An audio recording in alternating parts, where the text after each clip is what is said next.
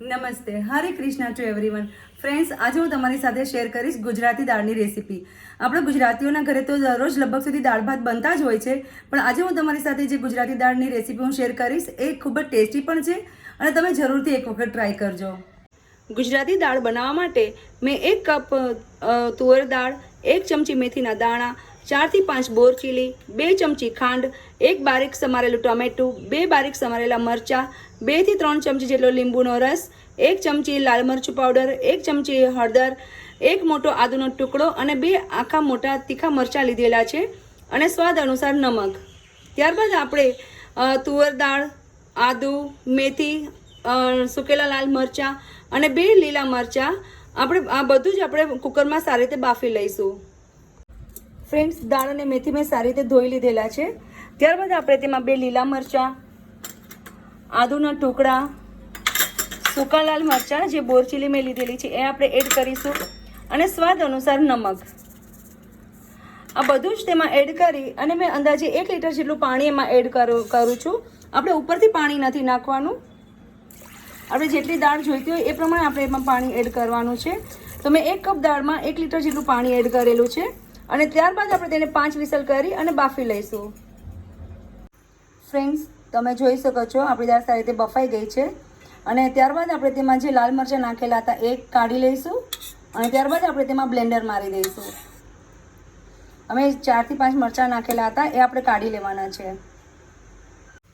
Friends, ત્યારબાદ આપણે એક કઢાઈમાં તેલ મૂકીશું. તેલ ગરમ થાય એટલે આપણે તેમાં રાઈ અને જીરાનો અને હિંગનો વઘાર કરીશું.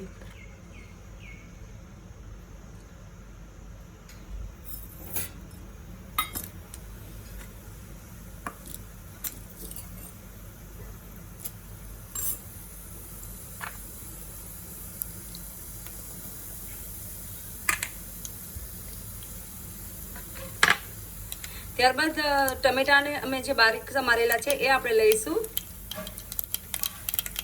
અને જે મરચાં હતા એ પણ અમે એડ કરી દેવાના છે.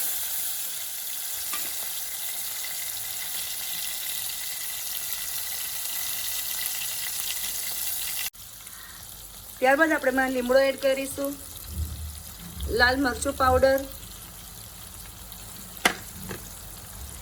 હળદર,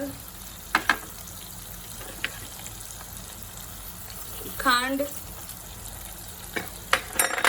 આ બધું જ આપણે સારી રીતે ચડવા દઈશું.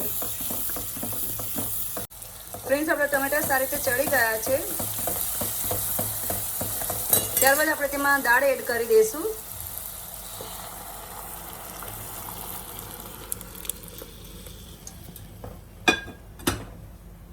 અને ત્યારબાદ લીલા મરચાં મેં જે બારીક સમારેલા છે એ પણ આપણે તેમાં એડ કરીશું. મરચાં પહેલેથી એડ નથી કરવાના. ફ્રેન્ડ્સ, આપણી દાળ સારી રીતે ઉકળી ગઈ છે. ત્યારબાદ આપણે તેમાં લીંબુનો રસ આપણે એડ કરી દઈશું. લીંબુનો રસ પહેલેથી એડ નથી કરવાનો. અને ત્યારબાદ આપણે તેમાં કોથમીરના પાન એડ કરીશું અને ત્યારબાદ આપણે તેને સર્વ કરીશું. ત્યારબાદ આપણે તેને પ્લેટમાં સર્વ કરીશું. તો ફ્રેન્ડ્સ, તૈયાર છે આપણી ગુજરાતી દાળ, જે હું તમને ટેસ્ટ કરીને જણાવીશ કે કેવી બની છે. વાવ ફ્રેન્ડ્સ, ખૂબ જ સરસ બની છે અને તમે જરૂરથી ટ્રાય કરજો અને મારી ચેનલને લાઈક, શેર અને સબસ્ક્રાઈબ કરવાનું ના ભૂલશો. Thank you.